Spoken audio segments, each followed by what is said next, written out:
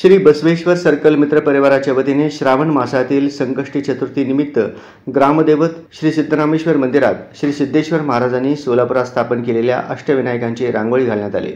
या प्रसंगी अनुप शिंदे, आरती पद्मगोंडा, आरती पिसे, ऋतुजा वाघमोडे, सपना केरूरकर, नंदिनी धनुरे, राणी पद्मगोंडा आदींनी परिश्रम घेतले।